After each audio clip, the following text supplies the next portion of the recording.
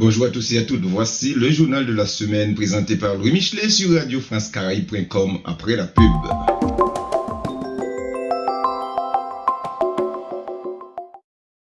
L'organisation SOCED, SOS Enfants d'Haïti, a clôturé ses séances de formation sur assistance publique en premier secours. SOCED participe au programme de développement de communes d'Haïti et procédé à son premier bureau dans la ville de Fond-des-Nègres, dans le quartier de Guiran à Carrefour-Boucan. 3 jours de formation dispensés à l'intention des personnes venues en nombre de différentes sections de la commune ont permis aux participants d'acquérir de nouvelles connaissances en premier secours. Les participants ont appris comment intervenir et réagir face à des cas de personnes blessées et malades. Par exemple, personnes conscientes qui respirent, inconscients qui respirent, inconscients qui ne respirent pas. Savoir donner l'alerte et comment soigner une hémorragie externe et également savoir connaître les fonctions vitaux respiratoires circulatoires.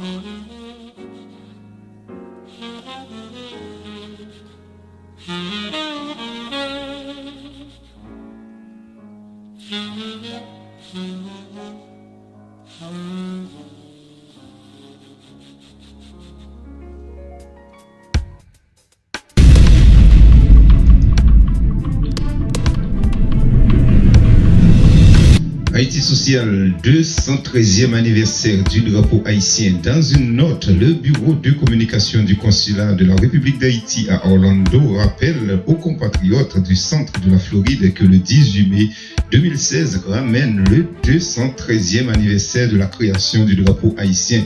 Le mercredi 18 mai, la mission consulaire s'associe à Haitian American Art Network and District et d'autres organisations communautaires haïtiennes du centre de la Floride invitent les compatriotes et amis d'Haïti aux différentes activités prévues à l'occasion de la fête du bicolore haïtien qui se tiendront à Central Florida Fairground à 4h p.m.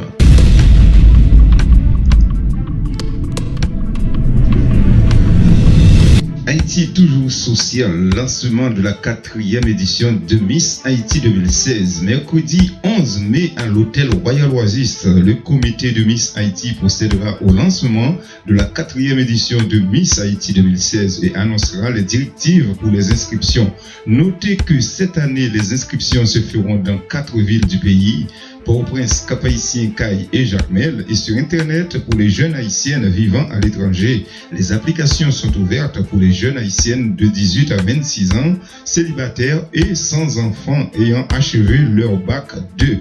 Les intéressés doivent obligatoirement avoir un passeport haïtien valide, avoir un certificat de bonne vie et mœurs, une autorisation des parents si la personne est mineure au moment des inscriptions.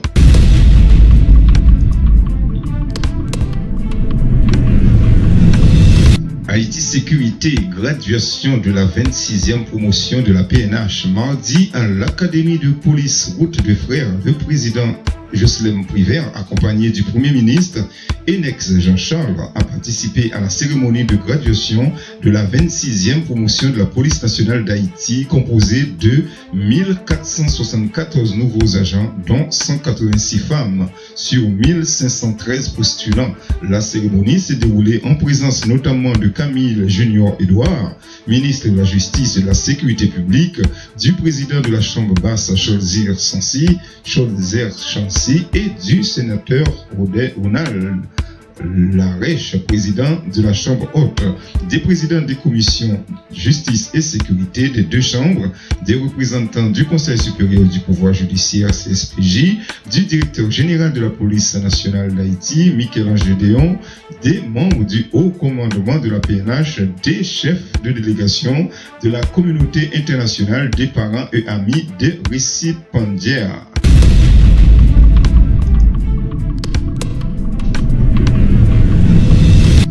Haïti politique, Haïti déçoit profondément le Conseil de sécurité de l'ONU. Vendredi, dans une déclaration de presse sur Haïti, les membres du Conseil de sécurité ont exprimé leur profonde déception du fait que les acteurs haïtiens ne répondaient pas aux échéances électorales et d'installation convenues dans l'accord politique du 5 février. La feuille de route créée et menée par les Haïtiens pour la conclusion rapide du cycle électoral actuel et a appelé tous les acteurs haïtiens à assurer le retour rapide à l'ordre constitutionnel. Ils ont cependant salué la reconstitution du Conseil électoral provisoire et ont noté la mise en place d'une commission pour évaluer et vérifier les élections tenues en 2015, soulignant la nécessité pour que la commission soit technique, apolitique, transparente et achève ses travaux dans son mandat de 30 jours.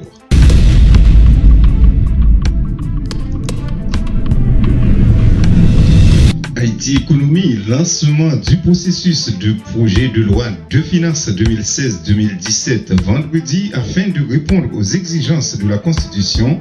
Yves-Romain Bastien, le ministre de l'Économie, et Aviol Florent, le ministre de la Planification, ont lancé le processus d'élaboration du projet de loi de finances budget 2016-2017. La nouvelle proposition de loi de finances 2016-2017 sera élaborée dans le contexte du plan stratégique de développement d'Haïti, qui est le document référentiel national, en prenant également en compte le nouveau programme triennal d'investissement PTI 2017-2019. Dans ce projet de budget, l'emphase sera mise en outre sur les problématiques territoriales de la croissance, des questions de pauvreté, du financement de développement et de la promotion des investissements privés.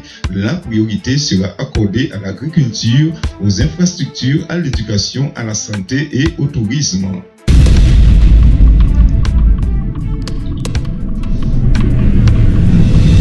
Haïti Éducation, deuxième test d'évaluation de la 4e année fondamentale, conformément aux mesures adoptées par le ministère de l'Éducation nationale, qui préconise l'élimination de l'examen de la 6e année fondamentale et l'introduction d'une évaluation en classe de 4e, plus de 23 000 élèves issus d'un échantillonnage représentatif de différentes catégories d'écoles dans les 10 départements publics, congréganistes, rural, presbytéral, missionnaires, communautaires, communal, laïques, épiscopal, protestantes et privés, passeront durant 60 minutes un test d'évaluation mathématiques, français et créole le 24 mai prochain.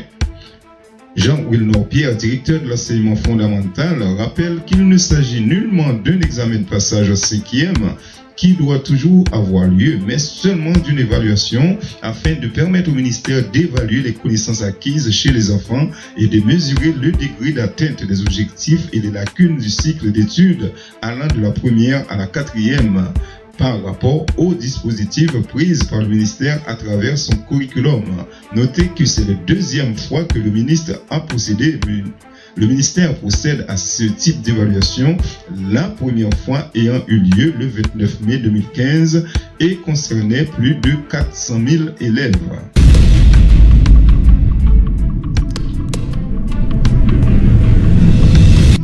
Haïti Santé, projet d'hôpital de 7 millions de dollars à Ouanaminthe. Vendredi, une séance de travail s'est tenue entre Aviol Florent et le ministre de la Planification et de la Coopération externe et l'ambassadeur du Mexique accrédité en Haïti, José Luis Alvarado, autour de la coopération bilatérale et plus particulièrement les projets d'infrastructures sanitaires. Dans le cadre du projet de construction de l'hôpital de Ouanaminthe, le ministre s'est engagé à garantir une contrepartie haïtienne à travers le programme d'investissement public à hauteur de 2 millions de dollars américains pour cet hôpital, dont le coût total s'élève à plus de 7 millions de dollars américains, qui bénéficiera d'un appui financier de 5 millions de dollars du gouvernement mexicain.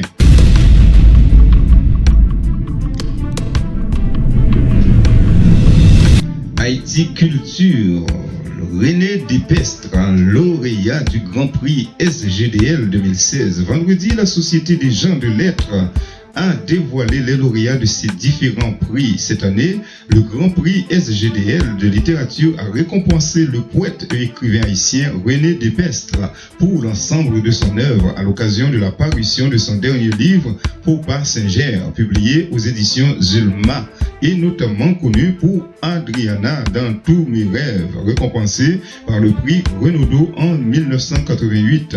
Le jury présidé par Corinna Gepner était composé des auteurs, du membre du comité, Mohamed Aïssaoui, Gérald Aubert, Christiane Baroche, Jean-Claude Boulogne, Mathieu Brousseau, Belinda Canon, Evelyne Châtelain, Georges Olivier, Château-Renaud, Sophie Chauveau, Fabrice Collin, Edith de Cormulier, Chantal Danjou, Christophe Delot, Pierrette Flutio, Françoise Henri Emmanuel, Edchek Mathias, Léa Dominique Lebrun, Laure Limogi, Véronique Ovaldé, Marie Cellier, Mathieu Simonet et Carole Zalberg.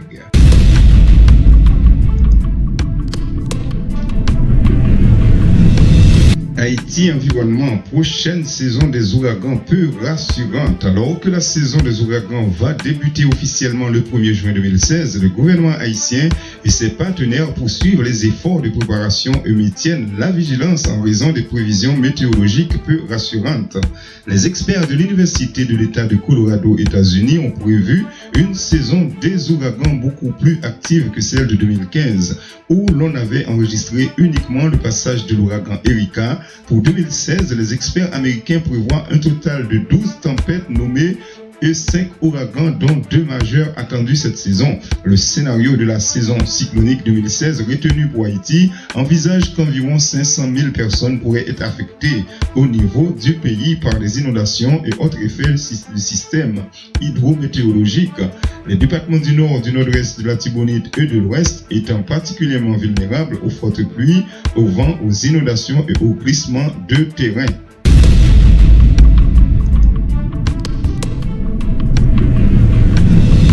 Haïti Justice, suivi des arrestations électorales du 9 août et 25 octobre 2015. L'Observatoire citoyen pour l'institutionnalisation de la démocratie, un consortium de la société civile composé de l'initiative de la société civile, du Centre économique des droits humains et de Jury Média a déployé du 28 mars au 11 avril 2016 18 coordonnateurs régionaux afin d'enquêter auprès des parquets des tribunaux de première instance du pays sur ce qu'il est advenu des cas d'arrestation enregistrés lors des journées électorales du 9 août et 25 octobre 2015. Résultat de cette enquête, des 18 commissaires et substituts commissaires interrogés, un seul, celui de Mirebalais, n'a pas répondu aux questions des enquêteurs.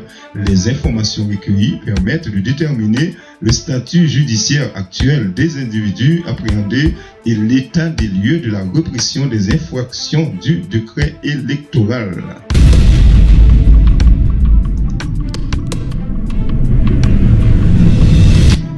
Haïti Sport, le ministre Nazer demande l'aide de la Chine. Abel Nazer, le ministre de la Jeunesse, des Sports et de l'Action civique, s'est entretenu cette semaine avec Ling Jun, le représentant permanent du bureau commercial de la Chine populaire en Haïti, en vue de renforcer la coopération en matière de sport. Durant les échanges, le ministre Nazer a sollicité de la République populaire de Chine un support pour le football en général, la réouverture des écoles nationales des talents sportifs, de l'Institution nationale de la jeunesse et des sciences du sport et de l'école Espoir, des outils fondamentaux de formation, d'encadrement, d'insertion des jeunes selon le ministre.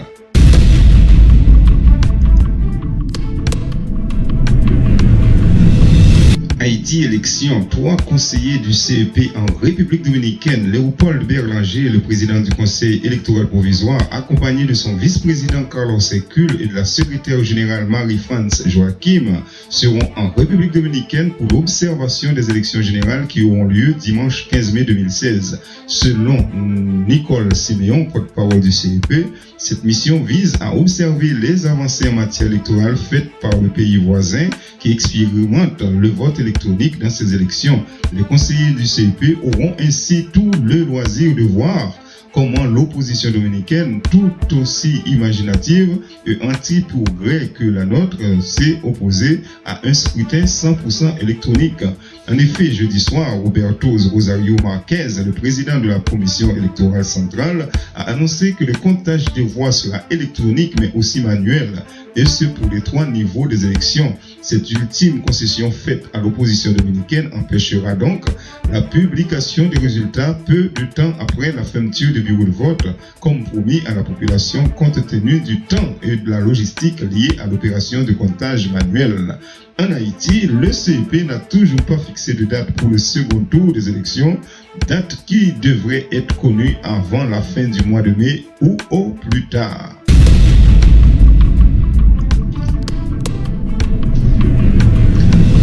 Et enfin, Haïti Agriculture, coopération avec 3 universités américaines dans le cadre de l'initiative américaine Feed the Future Haïti pour aborder la sécurité alimentaire et appuyer le secteur agricole en Haïti. L'Agence américaine pour le développement international USAID a lancé jeudi le projet Appui à la recherche et au développement agricole en collaboration avec le ministère de l'Agriculture, des Ressources naturelles et du développement rural.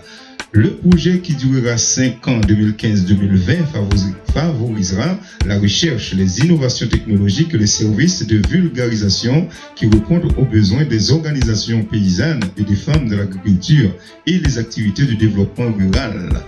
Louisiana State University et University of Illinois et ainsi que l'University of Florida collaboreront avec les équipes de la faculté d'agronomie et de médecine vétérinaire, l'Université Quisqueya, des centres ruraux pour le développement durable et la direction de l'innovation au ministère de la Culture.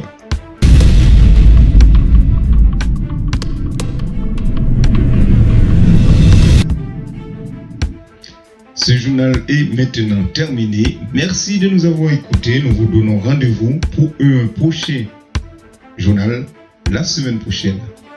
Merci.